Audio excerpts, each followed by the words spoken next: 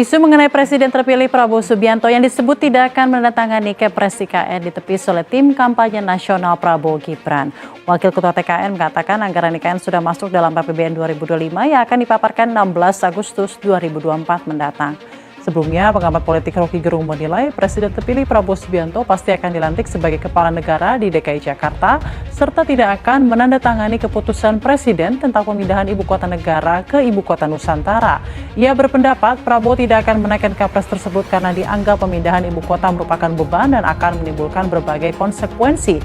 Presiden Jokowi juga diketahui akan menyerahkan mendatangkan Kepres kepada Presiden terpilih Prabowo Subianto. Namun hal ini ditepis langsung oleh Wakil Ketua TKN Sylvester Matutina yang menjelaskan pada kenyataannya Presiden Jokowi telah menganggarkan pembangunan IKN dalam APBN 2025 yang akan dipaparkan 16 Agustus mendatang. Nampaknya Prabowo tidak mau pindah ke ibu kota dari Jakarta ke IKN.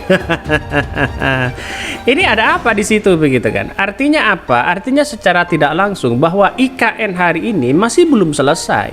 Dan bahkan ya saya melihat dari pengamatan saya pribadi bahwa IKN itu bisa saja diteruskan ya, tapi bukan jadi ibu kota negara. Jadi apa? Ya lama-lama bisa jadi mangkrak begitu kan. Makanya ibu kota negara ini kalau sudah dibangun seharusnya kan pindah ke sana semua sesuai dengan janji Pak Jokowi bahwa kalau mereka ya di bulan Juli ini ya semua perangkat-perangkatnya dan menteri-menteri mereka sudah ngantor di IKN, tapi nyatanya mereka batal. Artinya apa? Artinya ketidaksiapan IKN hari ini. Nah, apakah seorang Jokowi ngeprank? Allah, nanti pada Juli ini sudah akan selesai. Jadi kantor presiden, istana presiden, kantor-kantor Menko yang 4 lantai dari 4 tower, 3 lantai sudah siap, air minum sudah bisa masuk ke IKN. Nanti tanggal 19 akan cek ke sana. Rumah Menteri dari 36 mudah-mudahan akan selesai Juli ini. Dari 47 tower ASN, 12 tower insya Allah akan selesai furnished, sehingga itu bisa dimanfaatkan oleh peserta upacara. Ya, masalah investornya, masalah kesiapannya, katanya kabarnya pada 17 Agustus ini kabarnya akan dibagi 2 dan sebagainya. Menurut saya pribadi tidak usahlah ya memaksa seperti itu. Mending menurut saya ya di DKI Jakarta saja begitu. Karena di DKI Jakarta kok masih layak dan sebagainya. Jadi 17 Agustus ini adalah merupakan perayaan kemerdekaan yang sakral, makanya harus benar-benar serius dan benar-benar resmi di situ begitu. Ya di DKI Jakarta kan saya rasa nggak ada masalah begitu kan. Tapi intinya bahwa progres ini akan tetap harus jalan karena ini perintah undang-undang.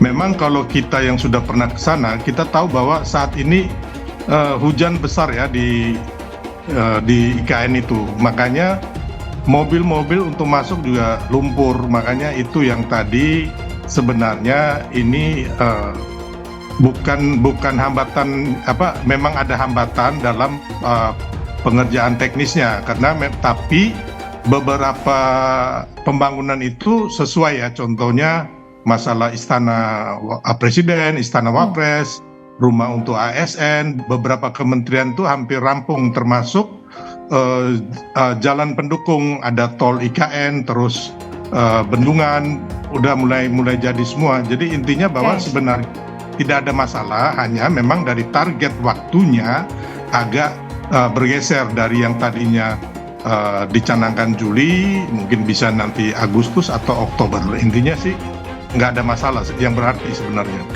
Mungkin banyak pengamat-pengamat yang mengatakan bahwa IKN itu ya proyek ambisius, proyek yang nantinya bisa gagal, bisa mangkrak seperti Hambalang dan sebagainya. Batalnya seorang Jokowi itu bukti kuat bahwa IKN itu bisa mangkrak begitu. Ini yang kita amati betul hari ini. Walaupun sebagai Jokowi di Oktober nanti sudah tidak menjabat lagi, saya kira sepenuhnya akan menjadi tanggung jawab seorang Prabowo. Lalu kemudian Refli Harun bercerita bahwa Wakil Ketua MPR sekaligus Sekjen Gerindra Ahmad Muzani juga menyatakan bahwa pelantikan Presiden dan Wakil Presiden ya Prabowo Subianto dan Gibran Raka Buming Raka dilakukan di Jakarta, bukan di Kalimantan Timur. Nah, jelas di situ. Secara hitung-hitungan bahwa mereka sudah jelas apa yang kemudian mereka lakukan, misalnya ya seorang Prabowo tidak dibiarkan tinggal sendirian atau jalan sendirian. Mereka bagaimana Partai Gerindra yang jelas-jelas punya kepentingan besar di balik ini semua begitu.